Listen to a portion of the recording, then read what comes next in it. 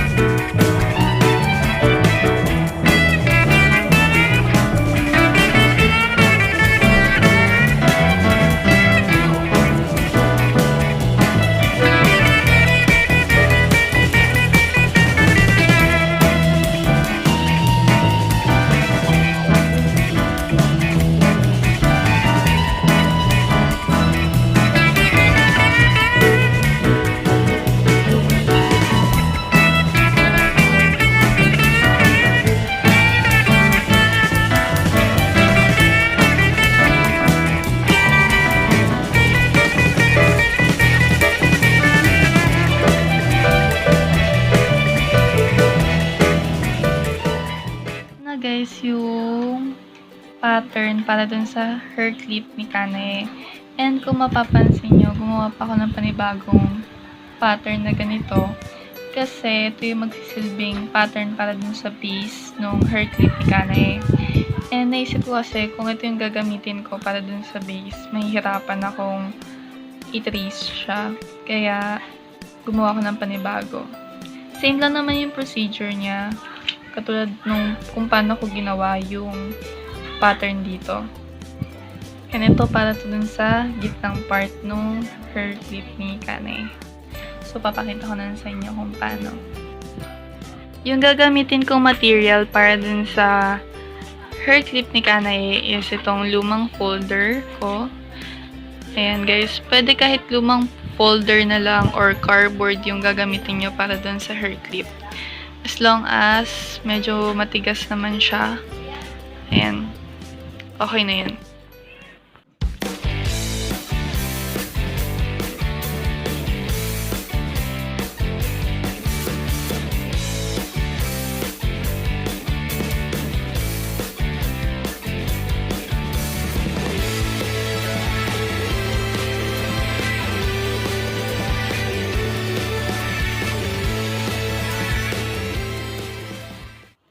Ayan guys, kung mapapansin nyo, dalawa yung ginawa kong butterfly. Dalawa yung tinrace ko na butterfly. Pero hindi ibig sabihin na itong dalawang to, ito na yung dalawang hair clip ni Kanae. Kasi itong dalawang to, para lang to dun sa isang hair clip niya. Kasi ang gagawin ko, pagdidikitin ko tong dalawa para mas matibay yung kakalabasan ng hair clip. Ayan, start na tayo.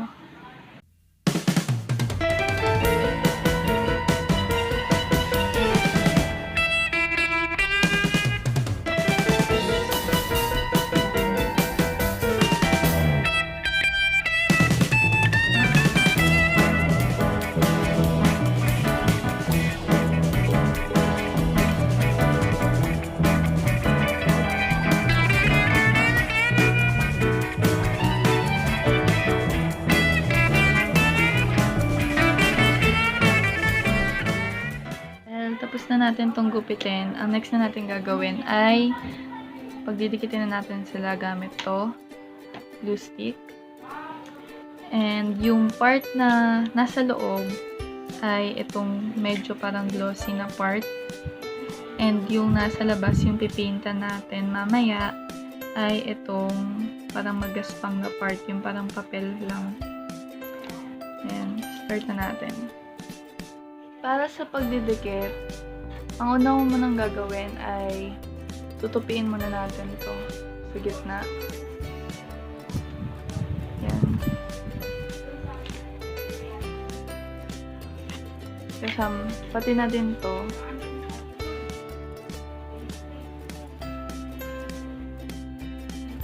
Ayan. Para mas madali na lang siya mamaya. At least nakatupi na siya na nakadikit.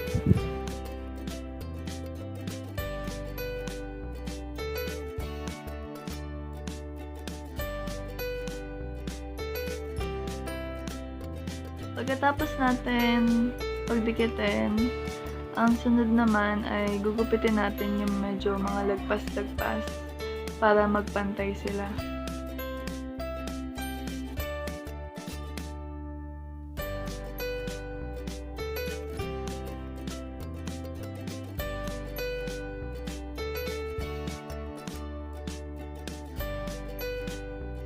Pagkatapos nun, itong pattern na ginawa natin ay iti-trace natin dito. Magkabilaan yan dito, tsaka dito sa part na to. Yung iti-trace natin. Para pagkatapos natin i-trace, pipaintan na natin siya.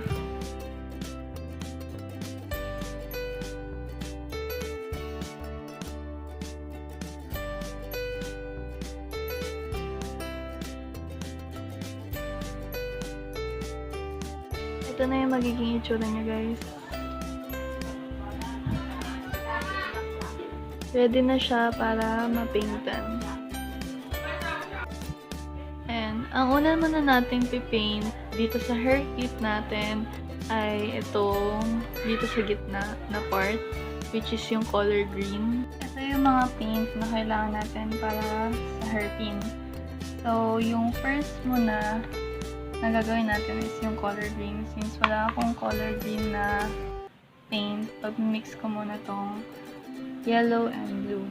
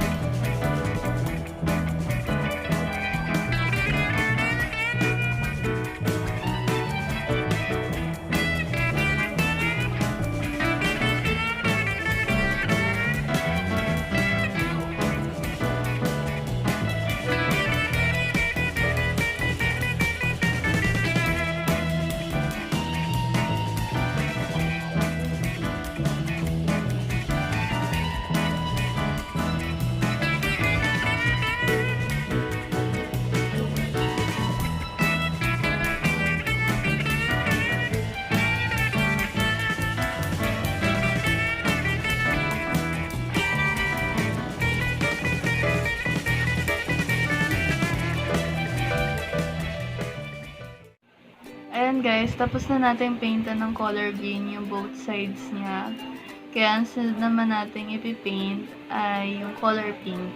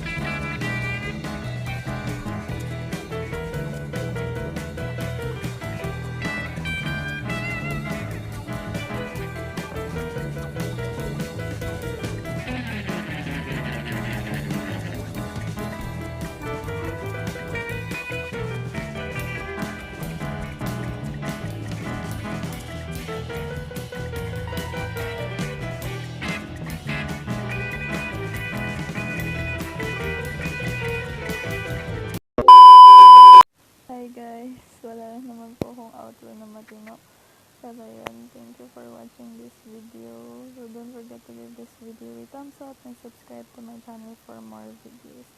And may nagpapa-shoutout. So, shoutout kay Kuya Lauren Reyes.